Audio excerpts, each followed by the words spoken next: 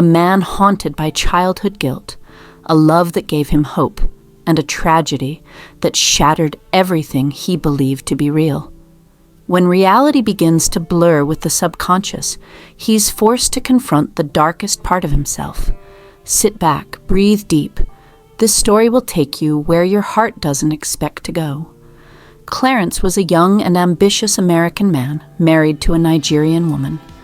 His childhood was far from easy. As far back as he could remember, his parents were always fighting, yelling, breaking things, slamming doors. They used to say our lives were perfect, and before Clarence came. He was just a boy, but those words stayed with him. They made him feel like he was the reason for all the pain, like he was the curse.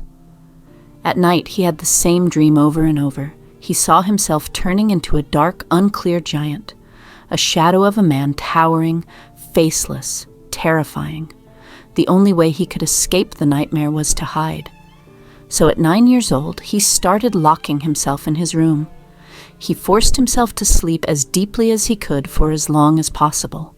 And it worked, for a little while. But it came at a cost. Clarence developed hypersomnia, a disorder that made him sleep too deeply and too long. When he slept, he didn't dream.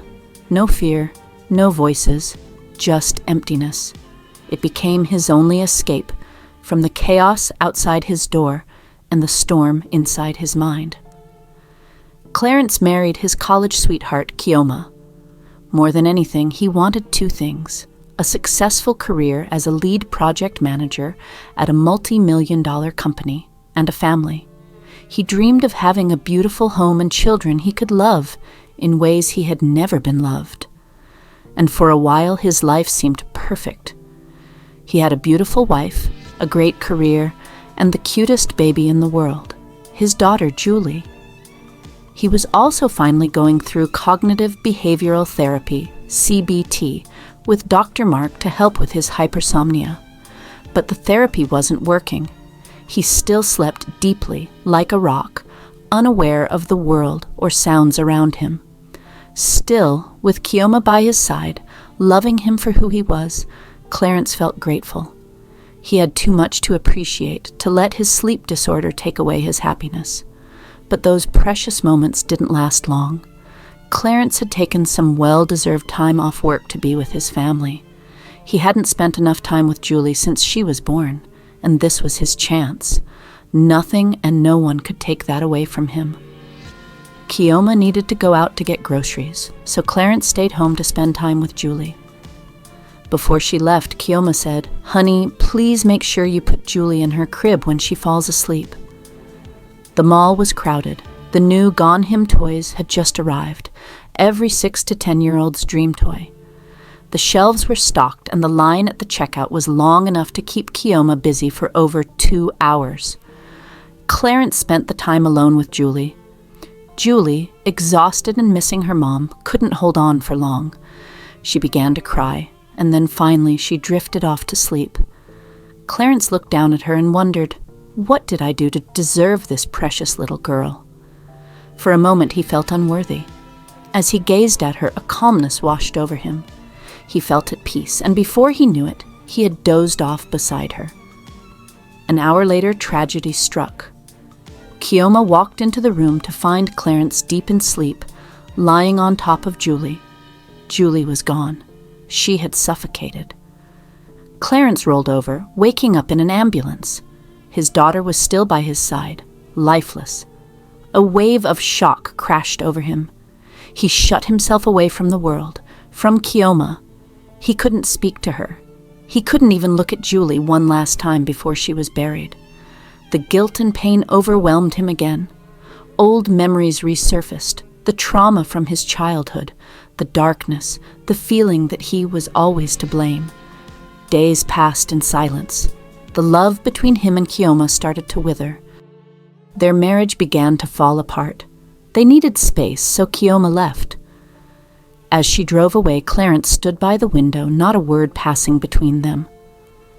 But as he watched her leave, something caught his eye. A man in a black hood was holding a baby, and then he heard it, a cry so familiar it was unmistakable. Julie's cry. Clarence rushed out of the house, desperate to find him, but the man was gone. He ran to the CCTV camera. There was no footage of the man, but Clarence knew what he heard. "That was Julie's voice," he said, his heart racing. He whispered to himself, "My daughter is out there, and I know it." Determined, Clarence called a private investigator and told him everything about the man in the hood. Clarence needed a clear mind, and nothing could help him more than diving back into work. For the first time in a long while, he had a reason to live, a purpose. His daughter was out there, and he could feel it. He spotted the hooded man a few times, but each time, the man vanished before Clarence could catch him. But Clarence wasn't giving up. He was starting to come back to himself. There was no need to grieve anymore. His daughter was out there, and he had to stay focused to find her. At work, things were improving too. He was excelling. One day he gave a brilliant presentation. Everyone loved it.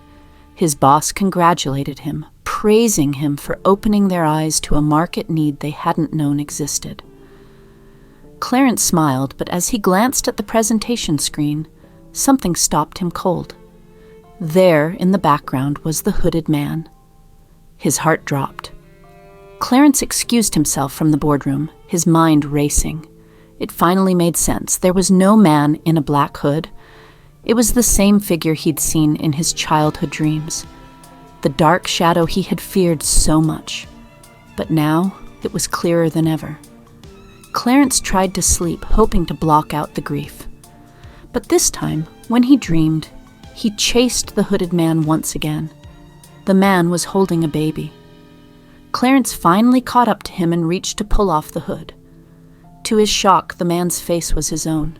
He was the one taking his daughter away all along. Clarence immediately woke up, his heart racing. There was no time to waste. The next day, he rushed into Dr. Mark's office unannounced. "I know I haven't been here in a while, Doctor Mark, but I think I'm going crazy," he said, his voice trembling. He told Dr. Mark everything that had been happening in the past few days. The dreams, the visions, the feeling that Julie was still out there. Dr. Mark listened carefully, and then he finally understood. It wasn't just the hypersomnia, it was something deeper. Clarence had spent years running from his past, from the guilt he felt as a child. His parents had made him feel responsible for their broken marriage, saying it all fell apart when he was born. He had grown up believing he was the cause of their pain, that he was nothing but a shadow of darkness. So in his mind, that shadow took form. A huge, dark figure, a reflection of his guilt and fear. But now Clarence was a grown man, not the same 9-year-old boy. The image of darkness was clearer now. He realized with a shock that he was the darkness.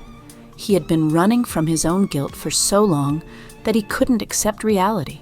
He couldn't accept that Julie was gone. Even with her cold body buried in the ground, he couldn't let go. He had slept for years trying to escape from the truth, and now even his nightmares were becoming real. Dr. Mark leaned forward, his voice calm but firm. "You need to confront yourself, Clarence," he said.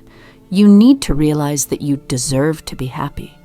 You are a blessing to your company, to your friends, to your wife, and you are a good father to Julie."